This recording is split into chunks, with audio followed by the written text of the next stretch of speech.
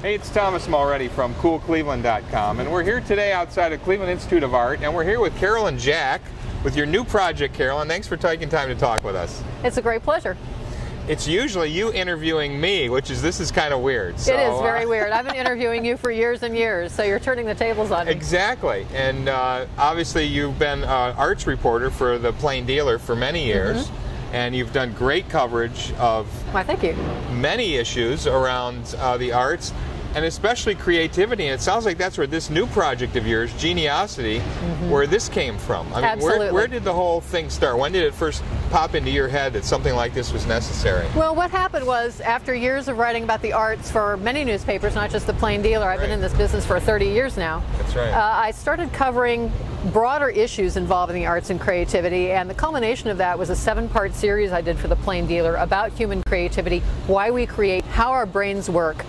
And it turned out, after talking to an awful lot of people, that the way the brain science is going now, it's very clear that no matter what type of creativity you're involved in, be it scientific or artistic or business or anything, it's all the same brain cells that you're using and the same tools in your head. Right. And that got me very interested in the idea that creativity as a force isn't discussed or written about very much in the world. There are no media that concentrate on covering that in any comprehensive way.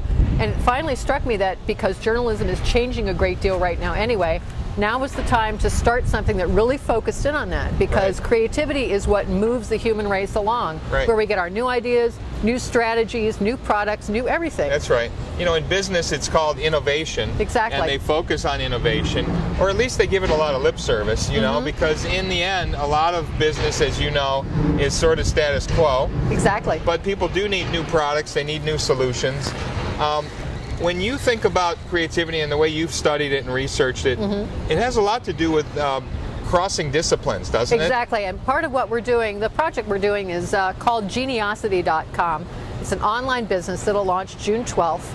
And part of what we're doing is not only trying to highlight creativity in a wide variety of disciplines, but as you said, to break down the barriers between those disciplines, to show how things interrelate, how business relates to art, relates to science, relates to politics and government policy. Right. There are a great many intersections here between all these subjects, and we're hoping to provide the journalistic coverage of what's happening on the cutting edge in all these fields and in between. And in addition to that, we're offering people the chance to actually buy innovative products in our online store, which will sell artistic works, one-of-a-kind intellectual property such as film, books, music, visual artwork, designs of all kinds, to get people thinking and talking about creativity, to appreciate it more and to use it more in their lives and work. So you've got basically two general areas of the first version of the Geniocity site, which will be sort of an online news and excerpts from blogs and objective sort of reporting, if you will, on the state of creativity in all its different areas. But then you've got this other thing called the Geniocity Shop. Exactly. So you is this like an online gallery? I mean, are you making deals with artists to sort of resell their work, if you will, online? It's kind of like a gallery, but it's also sort of like you know, a version of Borders or Amazon.com, where you're not only finding original, one-of-a-kind art pieces or artist multiples that are limited series of all kinds, but you'll be able to find films by independent filmmakers, books by authors who haven't been discovered or already noted. We're having a wide range of people who are either emerging or already known, showcasing work that maybe wouldn't find a standard publisher or a standard studio interest, but people who are trying something new, a new voice, a new approach. Excellent work. We're looking for the very best. A lot of what's in our shop to start with will be Cleveland artists. Oh, great. We have quite a number of them. Including Robert Thurmer from Cleveland State University, Tracy Lind, who's the Dean of Trinity Cathedral, Judith Brandon, who's a well-known painter. We have a filmmaker from Florida named Robert Goodrich, who's got 2 short films. So we're trying to get a wide variety of people's creative work to open a new marketplace to artists and creative people who need to reach a global market. Maybe they're not finding a way into that global market yet. We're hoping to help boost them, not to limit their capacity to reach the public. We don't want them to be exclusively ours. We're trying to augment the reach that they already have. So what's the real issue when it comes to creativity? Why is it not something that's like on the tip of everyone's tongue? Why is it not talked about more and integrated into our lives more. I mean, why is there such a need for Geniocity that you have found? I mean, it seems to me that it's obvious that this is happening all the time, but do we just have a blind spot when it comes to how creativity works or the importance of it in our day-to-day lives? Yes, I think we do have a blind spot in a way. It's one of those things that everybody's kind of aware of in a limited or traditional way. You think of creativity, many people think of their mother's knitting, or they think of, you know, a friend who paints watercolors in her spare time, or they think of somebody who tinkers in the basement and, you know, makes things. But what they don't realize, I think, and what we all need to realize more, is that creativity is a force that unites everything we do in life and in work, that we can't function as human beings unless we're constantly absorbing and processing what we see. Basically and coming up with new ideas. Right? Exactly. I mean, a lot of it is problem solving. A lot of it is just expressing what we feel, too. You think part of it is the fact that we've sort of specialized ourselves into these niches, and we've got people that are experts in this and experts in this and experts in that, but we don't have a lot of Renaissance kind of people that crisscross over these boundaries, and so we don't sort of respect the range of knowledge that's necessary to form these creative approaches? To a certain extent, maybe. I think part of what really is at work, though, is not that people aren't multifaceted. I think they always have been and they always will be.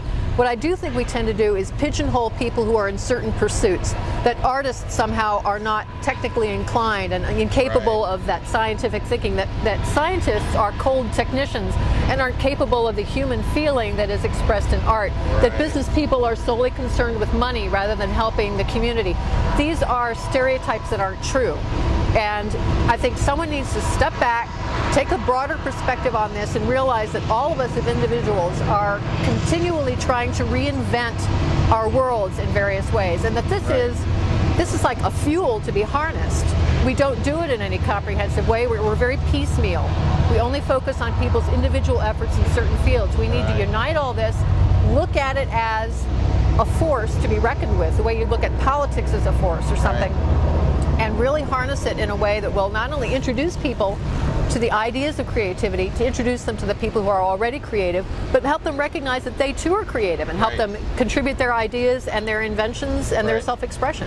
Are you finding some allies in this? Do you find there's universities that are studying this, or people on this similar pursuit of discovering the creative spirit and talking about it, relating it to people? I do think there's something out there. I know there's a foundation or two, and one of them was in New York that was created around the idea of promoting creativity, encouraging people to be creative. I noticed recently that at my alma mater, which is the University of North Carolina at Chapel Hill, they recently started a Center for Arts Entrepreneurship, much as a Community Partnership for Arts and Culture and the Council of Smaller Enterprises here, COSI, has started promoting arts entrepreneurship, that there's this link between arts and business, the same way there's a link between science and business, so that I do think there's something in the air where people are beginning to realize, especially since Richard Florida wrote The Rise of the Creative Class and talked about how influential economically creative people are because they come up with the new products and the new processes that drive the economy. All of these things factor in together, and I think we can do a much better job for our communities and our country and the world if we're all focusing on this a lot more intently, if we know what's going on, know who the people are involved, and start thinking ourselves about what we can do that's creative to help change things for the better. Is there an opportunity for business to get involved in this project in any way, or in this movement? Because it seems to me they're the ones that can benefit from the innovation and the creativity that comes out of this. I mean, are they on the front edge of this, or are they still a little deeper into it in terms of research and development? Well, I think there's enormous potential for business to be involved in this kind of movement. In fact, that's what the whole arts entrepreneurship thing is about. What we're presenting in our phase 1 of our webzine is to start with 4 bloggers who will write about creative entrepreneurship in various aspects. Chris Carmody, formerly of the Cleveland Film Commission, will be writing about social entrepreneurship, how it affects the community. Will Limkeman, who is a business professional advisor in this area, who will be writing about best practices. Abby Mayer from the Cozy Arts Network will write about resources. I'll be writing about the day-to-day, what it's like to start a business. Hey, it's Thomas Mulready from CoolCleveland.com. Have a great week in cool Cleveland. Something that's so necessary.